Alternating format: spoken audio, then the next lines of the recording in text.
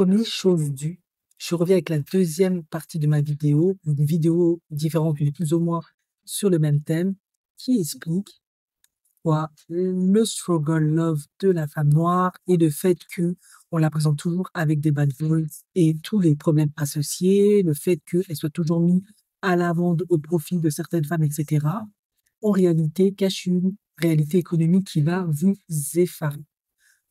L'image de la femme noire dans le struggle love et son attirance supposée pour les bad boys ne sont pas seulement des constructions culturelles, elles ont aussi des implications économiques majeures. Ces dynamiques profitent à plusieurs industries qui exploitent ces récits pour générer des profits. Et voici comment. 1. Il y a l'industrie du divertissement et des médias, films, séries, musique. Hollywood notamment, les plateformes de streaming et l'industrie musicale capitalisent sur l'image de la femme noire forte, qui endure des relations difficiles. Ces récits attirent une audience large, notamment parce qu'ils sont vus comme réalistes et on peut s'identifier, surtout quand on est une femme noire et latino et tout le temps. Exemple, films et séries comme Baby Boy, Tyler Perry Madea, Empire exploite ces archétypes.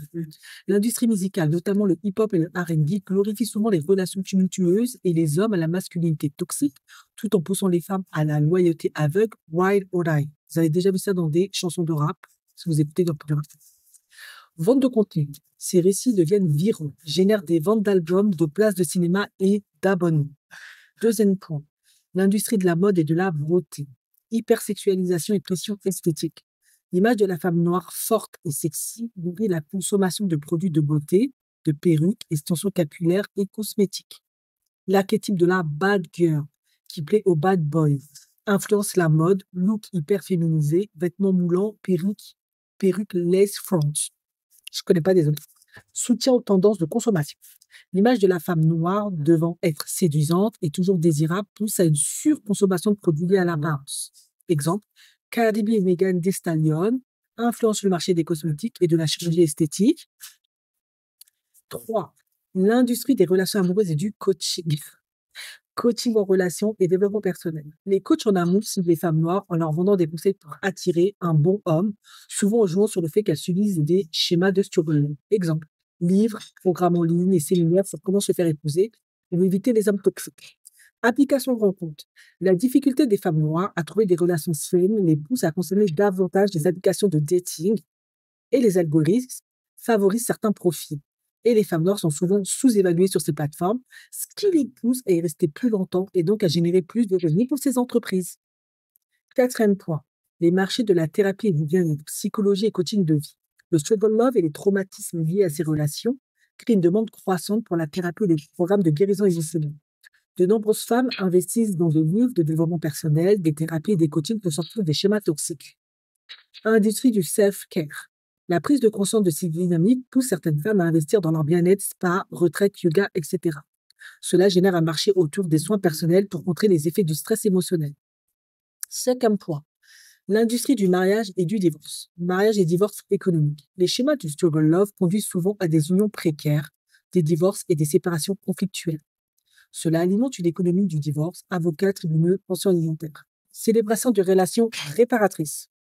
Lorsque des femmes noires sortent du struggle love et trouvent un partenaire stable, elles dépensent plus pour des mariages et des cérémonies. Conclusion. À qui profite de cette image? L'image de la femme noire prisonnière du struggle love et attirée par les bad boys alimente plusieurs industries.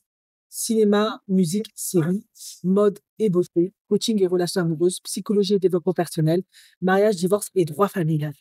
Cette image maintient une dynamique de consommation élevée car elle crée un problème socialement et économiquement rentable.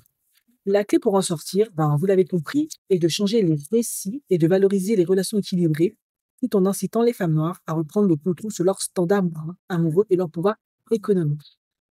Donc, l'estimation financière, je crois que c'est la partie la plus importante de l'impact économique de l'image de la femme noire dans le struggle love et l'attirance supposée pour les bad boys nécessite une analyse des secteurs clés qui en profitent.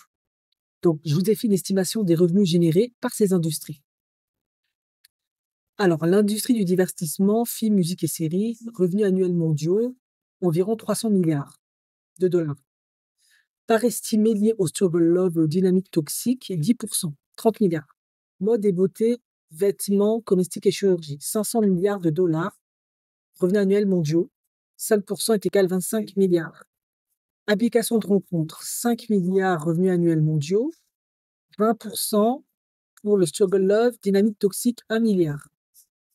Coaching en relation et développement personnel, 15 milliards, revenus annuels et mondiaux. Struggle love et dynamique toxique, 30%, c'est la part la plus élevée, 4,5 milliards. Thérapie et bien-être, livre, thérapie, coaching de guérison, 50 milliards revenus annuels mondiaux, 10% est égal à 5 milliards de dollars. Mariage, divorce, avocat, juge, cérémonie, 300 milliards de dollars, 5% est égal à 15 milliards. Total estimé de tout ça, environ 80,5 milliards de dollars par an. C'est une estimation conservatrice car l'impact indirect pourrait être encore plus grand. Et pourquoi ces chiffres sont réalistes?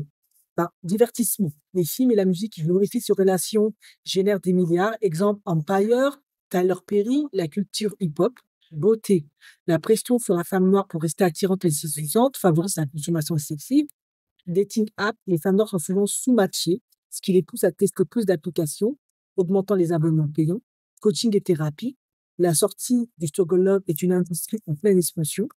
Divorce et mariage, relations instables, égale plus de mariages ratés et d'affaires juridiques lucratives. Conclusion. L'image de la femme noire dans les relations toxiques n'est pas qu'un problème social, c'est un business. Elle alimente au moins 80 milliards de dollars par an dans l'économie mondiale répartie sur plusieurs secteurs. Ce modèle économique repose sur la souffrance des femmes noires et pour en sortir, de nouveau, il faut non seulement changer les mentalités, mais aussi revoir la manière dont ces industries exploitent ces récits.